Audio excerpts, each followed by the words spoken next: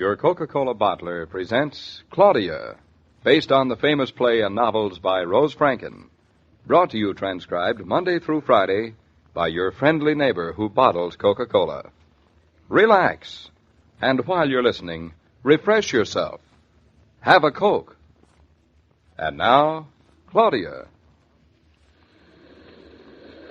You walk to the office from the train like this every morning, David? Neither snow, nor rain, nor heat, nor gloom of night stays this courier from the swift completion of his appointed task. It hasn't snowed or rained or gloomed since we've been living in Eastbrook, dope. Well, you get the picture. I do. Walking to the office and back to the station keeps me in shape. What shape? For what? For all of your questions, Mrs. Naughton. That's telling her, David. Thank you, Mother. Oh, it's so warm in New York. Sounds so busy, I like it. No busier than Connecticut sounds. Oh, that's a different busy. Frankly, I much prefer the sounds of crickets, cows, and roosters to buses, horns, and screeching brakes. Well, nobody said you had to come to town with us. I know, but I didn't cherish the idea of being relegated to home, just like another of your pets. Relegated? Now, there's a nice fancy word. Bluff, Shakespeare, and Mama. Which do you like best, David? Your dog, your cat, or your mother-in-law? Me, of course. I'm the biggest. And the most intelligent. By a narrow margin. My, such flattery. Oh, are you going to drop in and see Aunt Louisa, Mama? This afternoon, while you're... While I'm having my hair cut. I thought you were so proud of the fact that you cut it yourself. I do, usually. Oh. But, this time I just thought I'd have it done. Uh-huh.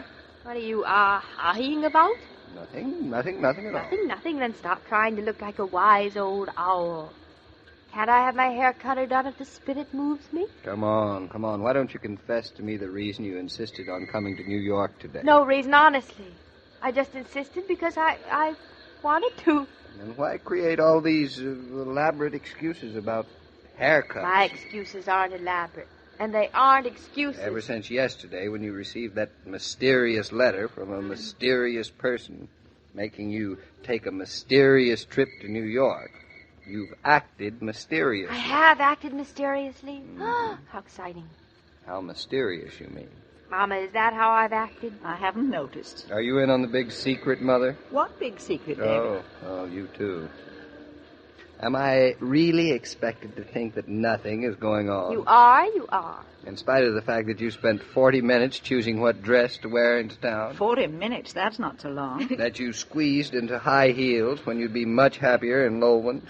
Female vanity, mere female vanity. Yeah, you don't usually female vanity about being comfortable, thank goodness. I'm turning over a new leaf, David. No. Yes, you'll see. All right.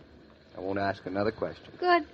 If you want to have a secret rendezvous, it's perfectly all right with me. Fine. Only it isn't a rendezvous. It isn't anything. You can believe that, David. It isn't anything. Everybody's in on it except me. Darling, you trust me. Don't you? Oh, certainly I trust you. Good. Implicitly. But I trust Mama even more. You can't trust anybody more than implicitly. You're wasting your breath, Mr. Naughton. She just won't tell you. That's right. I just won't. Yeah. There's one thing I've learned. My wife can keep a secret. I suppose you, like all men, think women can't. Well, it just shows you. Mm-hmm. It certainly does. It not only shows me, it gives me positive proof that there is a secret and that Mama is an accessory to the crime. I refuse to be called names. Well, not to change the subject, because I find talking about me perfectly fascinating. What train are we all catching back to Eastbrook this afternoon? How about the 4:03? Can you get through by then? I should be able to. That'll be fine. We'll be back in Eastbrook in time for dinner. Well, here we are. This is where I leave you, ladies. It's not such a long walk from the station to your office, even in high heels. Goodbye, Mother. See you at 4 o'clock. Have a nice day.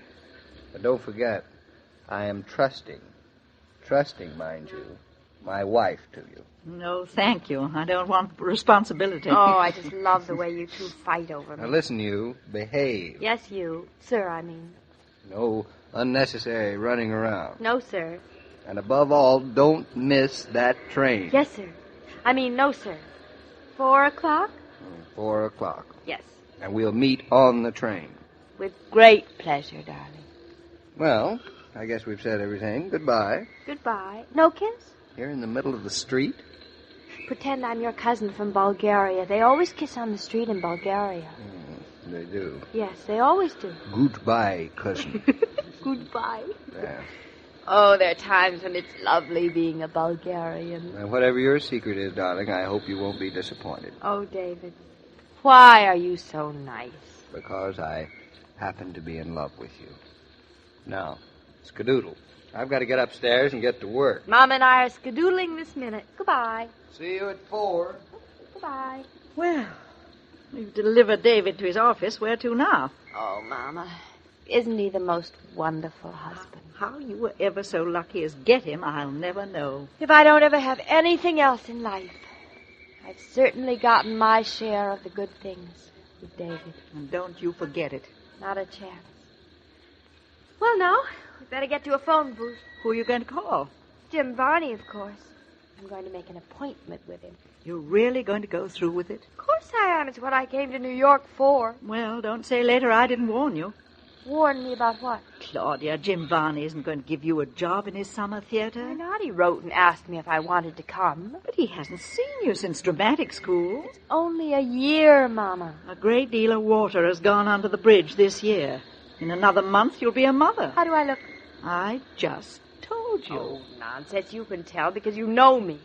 Why, in this blue suit, a stranger couldn't possibly guess. A blind stranger. Besides, in another month, I won't be having a baby anymore, so I can go on being an actress. Go back. You talk as if you'd spent the best years of your life on the boards. On what boards? Oh, just an old theatrical expression. It means being on the stage. How do you happen to know that expression, There Mrs. are Brown? lots of things I know that you don't know that I know. Mm-hmm. Oh, here's a drugstore.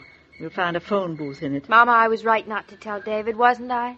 Well, it's your life, I mean, Claudia. in case the job doesn't come through, then he'll have been saved an awful lot of disappointment.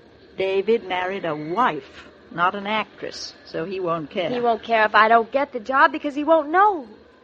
I just hope David won't think I want to be an actress because being his wife isn't enough. Is it enough? Maybe if I did act for a while, then I'd realize that being a wife was enough. So far, it's so part-time. I've got so many hours during the day when I'm not anything at all. In a month, you'll wish you had a few extra hours. Maybe, but in case I don't.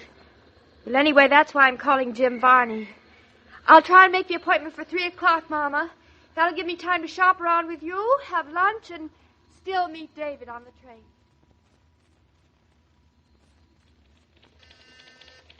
Mr. Varney will see you now, Mrs. Naughton. Well, it's about time. It must be way past 3. Just a little after 3:30. That late? Oh, dear. Mr. Varney is seeing a great many people these days. He's a very busy man. Well, which way is his office? First door on your right. You don't have to knock, just walk in. Jim Varney Productions. Mr. Varney? Just shut the door behind you and come in, dear. Hello, Mr. Varney. Yes?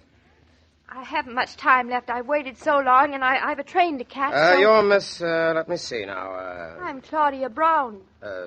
Miss Brown? Well, that's what I was. I'm Mrs. Naughton now. Oh, yes, Miss Naughton. Much more suitable, considering. You don't look as if you remembered me.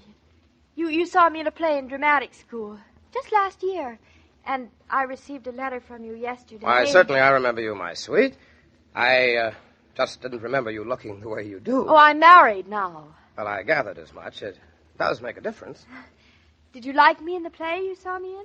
Well, enough to ask you to drop in to see me about my summer theater in Eastbrook. Well, that's good. Now, when does the theater open? 4th of July weekend, chick. See, that's in 6 weeks. That's just about right. Mm-hmm. Well, you look as if you're going to be pretty busy around the 4th of July. Oh, we don't entertain much, if that's what you mean. It's not what I mean, but it's an interesting bit of information. We live on a farm we just bought. Cows and chickens and things? Well, not yet, just a rooster. We bought him to eat, but he has so much character we left him for a pet. Yes, I've always noticed that roosters with character are apt to be tough anyway. I'd like to meet him someday. The rooster, I mean. Well, when you're up in Eastbrook, you'll have to come over and visit us. It's a lovely old farm. My husband's an architect, you see.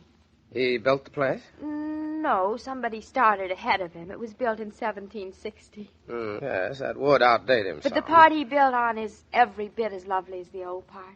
So completely in character. You make it sound charming. I will have to visit you sometime. Oh, I imagine we'll be seeing lots of each other. You'll be anxious for a home-cooked meal now and then. Now, how did you know that? Well, you don't look married. I'm sorry, but I'm in a hurry, Mr. Varney. Do you want me to read something for you, or... Are you kidding me, honey? I mean, Mrs. Kidding you? What about? Well, you're not serious about wanting a job with my summer theater, are you? Of course I am. Why do you suppose I came all the way to New York to see you? I can't imagine. But, Mr. Varney, your letter said that... And there's nothing I'd rather do. But, honey, there are so few plays that have parts in them for, prospective mothers. Oh. Catch? Oh, but that's all right, Mr. Varney. I'd rather play ingenues and character parts. I don't believe in typecasting, do you? Well, I don't either as a rule, but, well, honey, you wouldn't be very convincing even if you were the greatest actress in America. Well, you just wouldn't be convincing as an ingenue or a maiden aunt or even as a parlor maid. Not just now. And why not, may I ask? Because